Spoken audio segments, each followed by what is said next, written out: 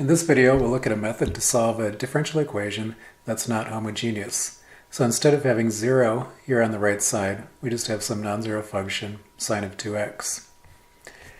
So we do this in a two-part process. First, we just pretend that that really is 0. So as if we had the same equation.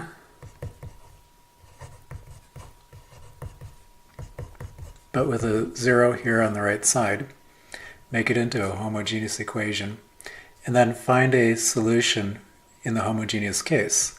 And we'll call that solution y sub c. That's called the complementary solution. Then we go back to the differential equation we actually have with the sine of 2x in there, and we find one more solution for this equation, which we'll call y sub p, and that's the particular solution. And so we'll have these two solutions. One works in the homogeneous case, the other works in the non-homogeneous case, and we get the general solution by adding the two together.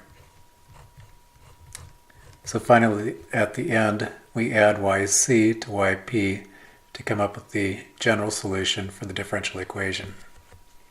So let's begin here solving the homogeneous equation. So first, our auxiliary equation is m squared plus 2m plus 1 equals 0. So the basic procedure there is you replace the second derivative of y with m squared, the first derivative of y with m. Now this can be factored as m plus 1 squared is equal to 0, and we get one solution, m equals negative 1. So that's a repeated solution. We next have two solutions for the differential equation. There's y1 equals e to the power minus 1 times x. Now since that's a repeated solution, to get the second solution, we just multiply the first solution by the factor of x. So the second solution is x times e to the power minus x. And then we get the complete solution by taking a linear combination of this y1 and y2. So we'll have a constant c1 times e to the power negative x plus a constant c2 times x e to the power negative x. Now we would be done if we had only intended to solve the homogeneous equation. But in our situation, we have this sine of 2x over here. So we need to find this next solution, which we're calling yp, that will work in this case. So yp will be some function when, after you substitute it into the left side, it all works out to be sine of 2x. So first we just make a guess at what yp is equal to. And a good way to guess that is to let yp be of a similar form to this function over here on the right side. So we'll let yp be some multiple of sine of 2x.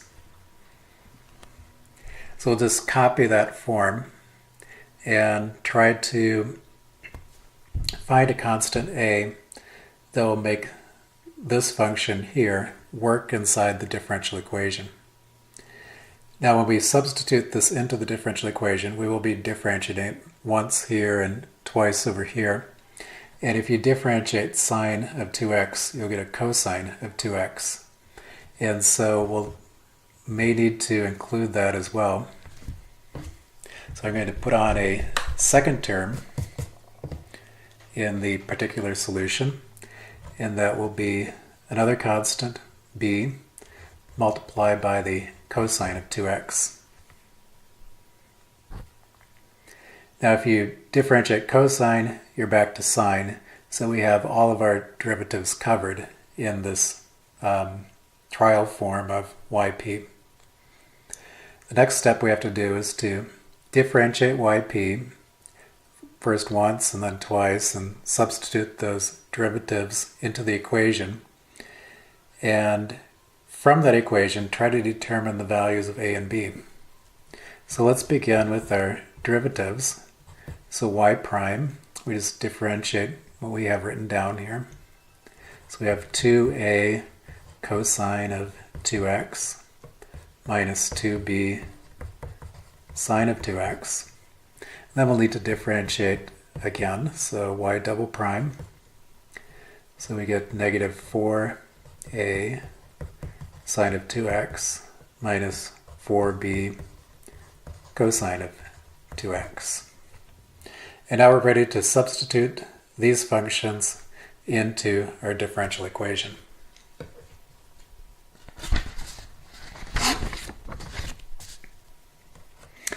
So let's begin here with the second derivative, which we have an expression for, and just write that down. So we have negative 4a sine of 2x, negative 4b cosine of 2x,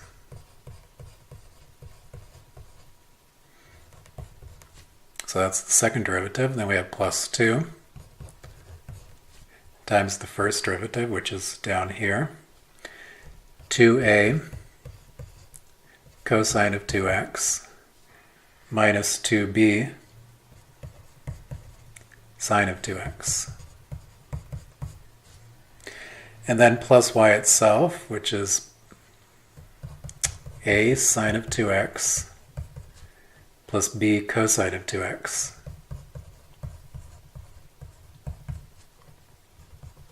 Then equals sine of 2x.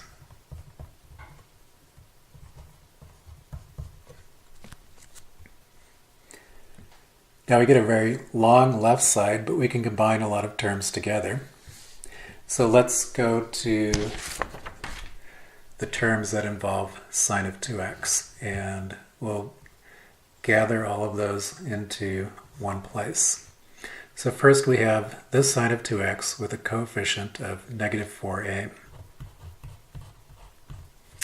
And then this sine of 2x, and it has a negative 2b in front of it, which will be multiplied by 2, so that's negative 4b. And this sine of 2x with an a in front of it. And those are all the sine of 2x terms that we have. Next, let's look at the cosine of 2x. So we have three of those. There's the negative 4b cosine of 2x. There's the 2a, which gets multiplied by 2, so it's plus 4a cosine of 2x. And then there's this plus b cosine of 2x.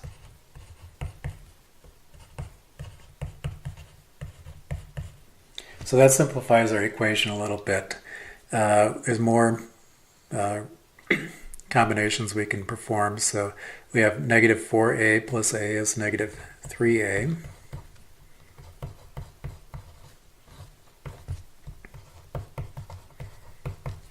And we have the 4a there. And b minus 4b is minus 3b.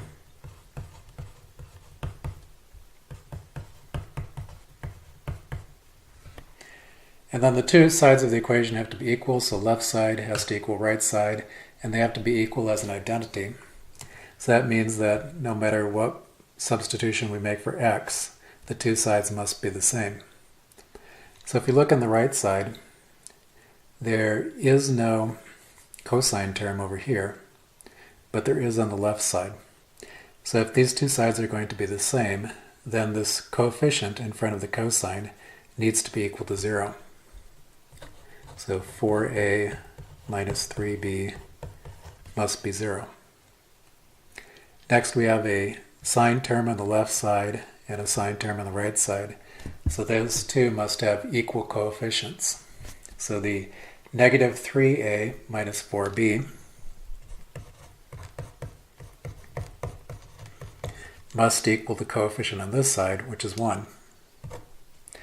And this produces a system of linear equations. in two variables, a and b. So we should be able to solve that. We can use the method of elimination. Using that method of elimination, let's multiply the first equation by 3, which will give us 12a minus 9b equal to 0. Multiply the next equation by 4, and that'll give us minus 12a minus 16b is equal to 4. Okay, so there we should all be set, and now let's add the two equations together.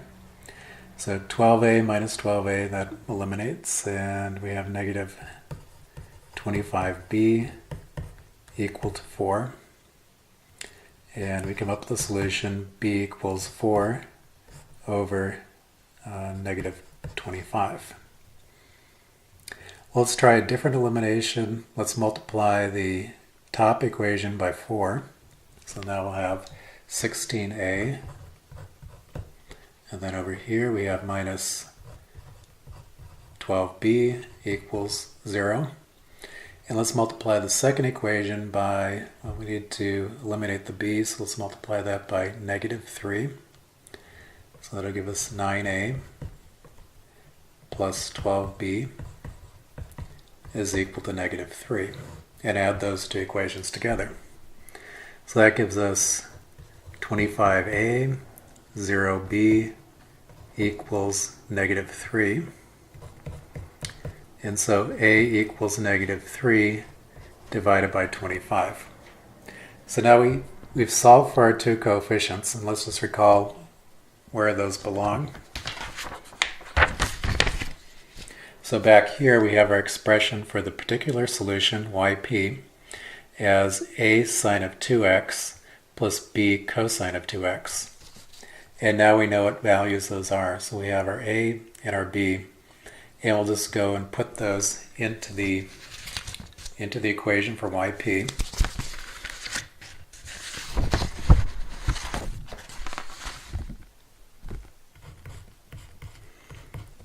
So yp is equal to negative 3 over 25, and that was the coefficient for sine of 2x, minus 4 over 25 times cosine of 2x.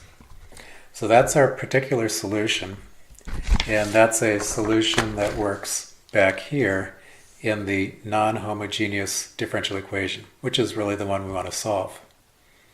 Now, in addition to that yp, we also have a yc, which we worked out right down here. So we're just going to combine the yc with the yp to come up with the general solution of the differential equation.